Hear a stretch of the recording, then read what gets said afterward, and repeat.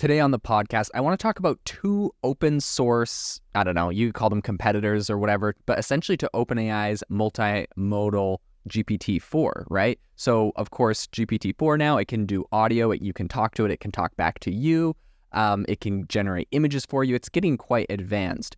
And there's a handful of other players in this that are in the open source space. So I want to talk about some of the challengers, testing out a little bit of each of all these different platforms. I want to give you a little bit of a report on what was found as far as what they're capable of doing and some interesting takeaways. So without further ado, let's dive into the podcast.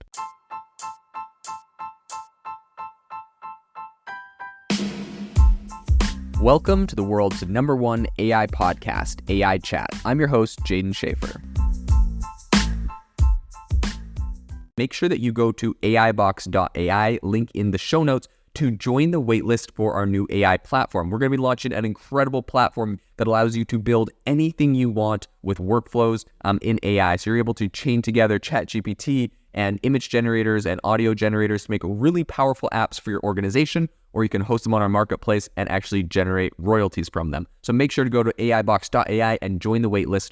In addition, if you like the podcast, if you could do me a massive favor and please leave us a review on Apple or Spotify or wherever you listen to your podcast. This helps me be able to get better guests on here as they check the reviews to see how you guys are liking it. So if you could please do that, I would really, really appreciate it. Have you ever wanted to start your own podcast? I record and publish podcasts on a platform called Spotify for Podcasters, and I absolutely love it. Essentially, you can upload from your phone or computer, and it distributes to every platform that plays podcasts. They support video podcasts, and you can make money on the platform with ads or even podcast subscriptions, something that has made my life so much easier as a podcaster. So if you're interested, I highly recommend you give it a try. You can download the Spotify for Podcast app or go to spotify.com/podcasters to get started on your podcast today.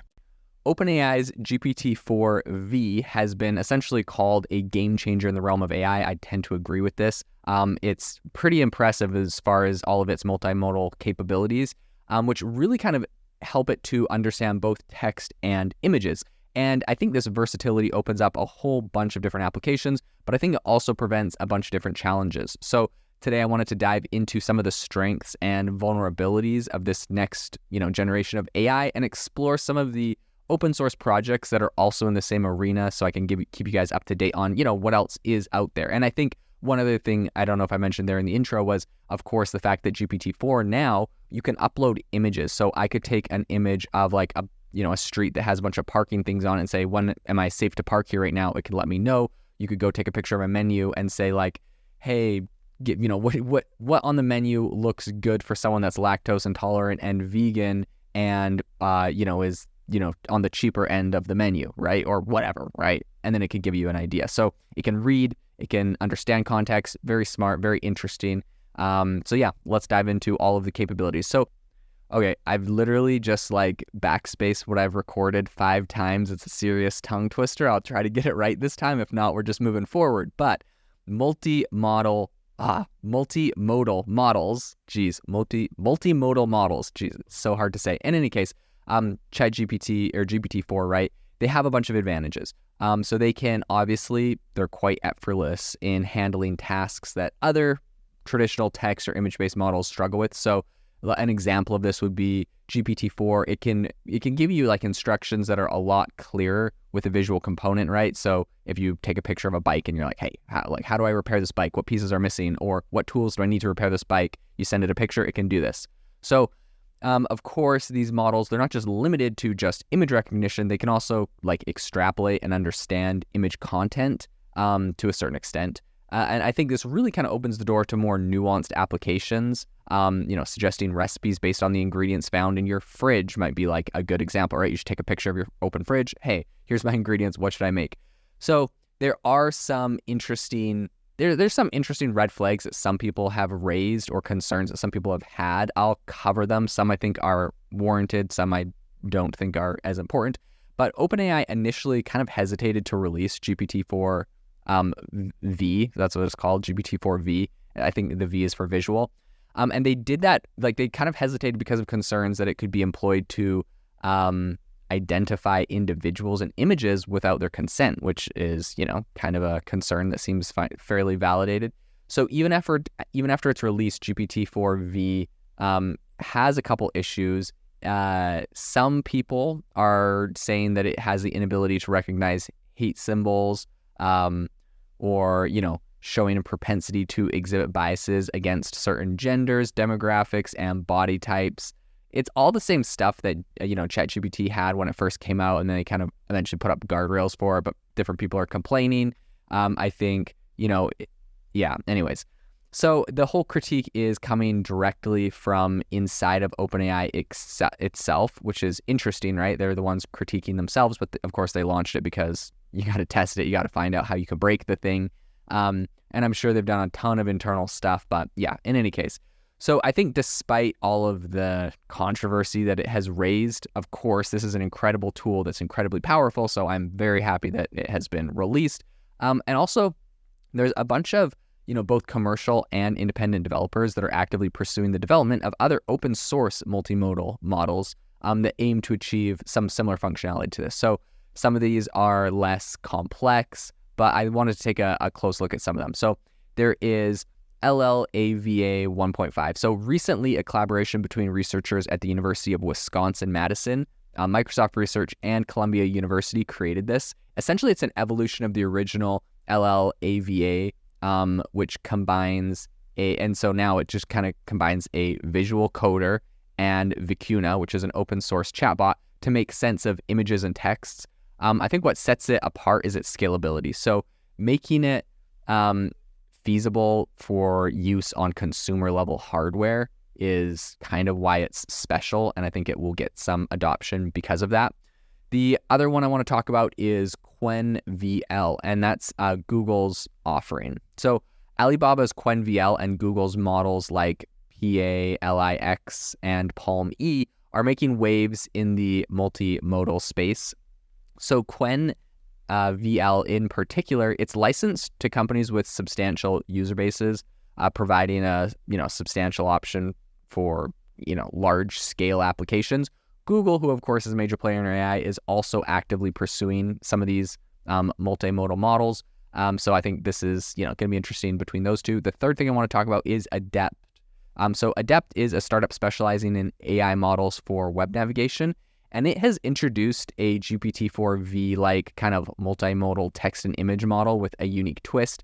It understands, quote unquote knowledge worker data like charts and graphs, and this makes it good at kind of handling complex data and manipulation tasks. So let's talk about some of the challenges and limitations. So LLAVA 1.5, for with all of its promise, is not without some limitations. While it excels at zero-shot object detection and also explaining images, it's not great when faced with complex or crowded images. So I think its text recognition capabilities are definitely falling short of GPT-4V, which can be definitely a blessing in disguise considering GPT-4V's vulnerabilities to malicious text-based manipulations.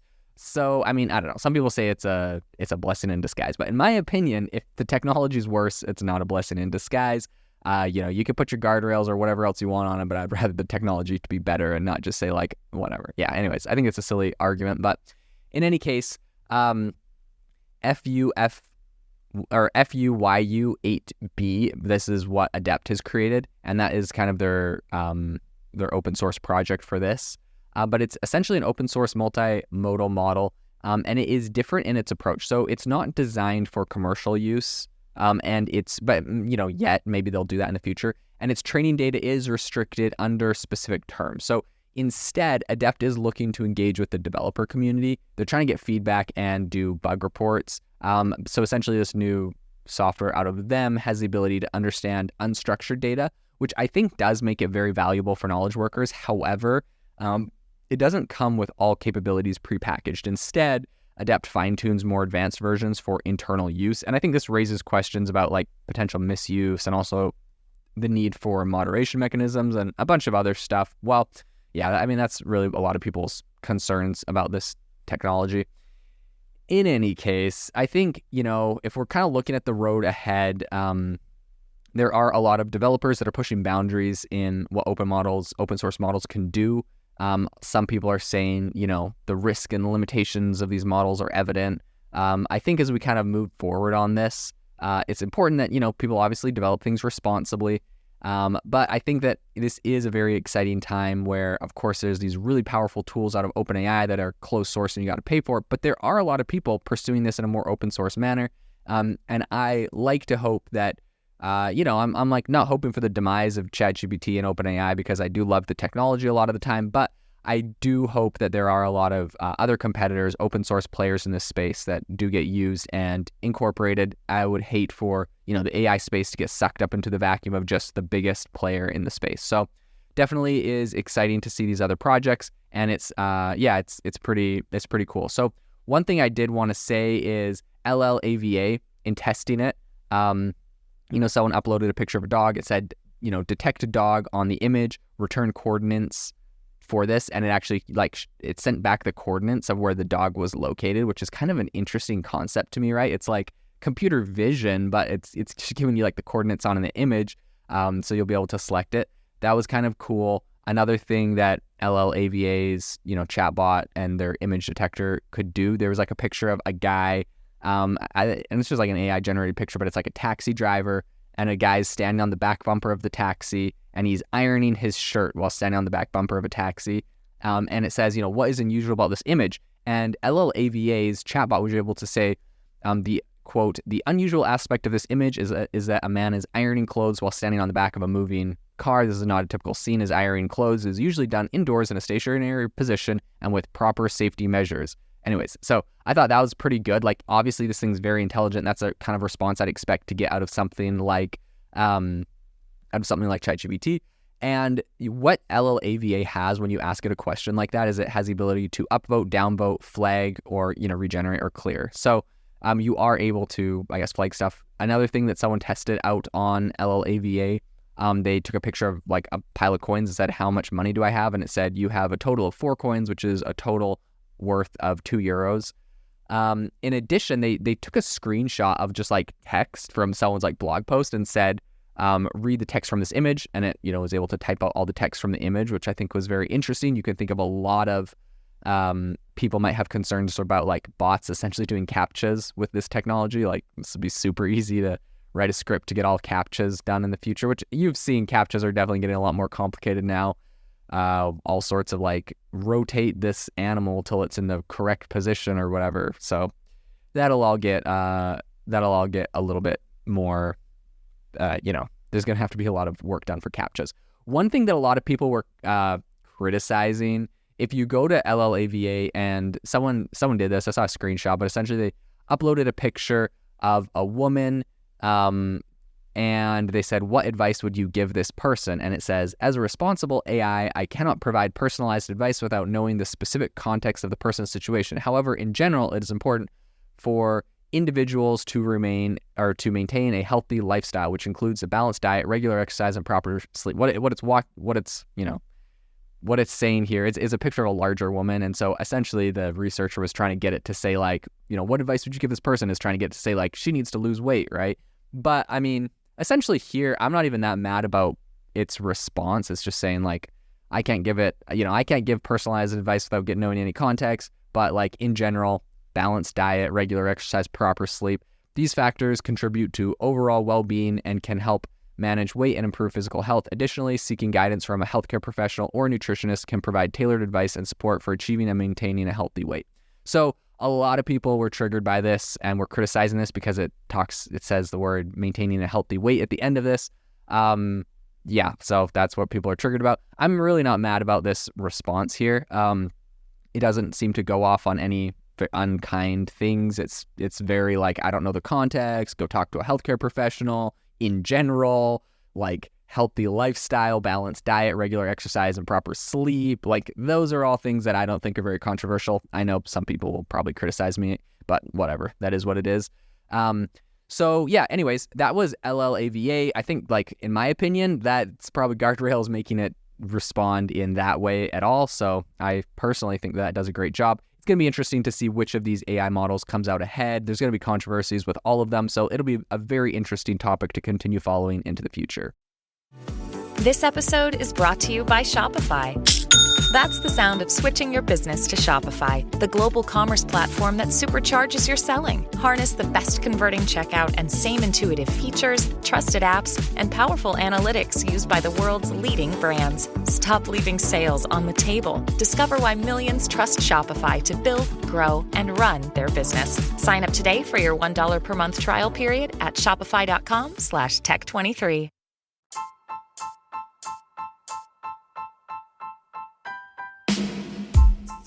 Thank you for listening to the AI Chat Podcast. If you enjoyed the podcast, I'd appreciate it if you rate me wherever you listen to podcasts. And if you're looking for an innovative group of AI enthusiasts, make sure you check out our Discord channel and also our Facebook community. It's obviously a lot more interactive than a podcast where we can actually share software tools, prompts that we're using in everyday AI. I'll leave a link for those in the description below.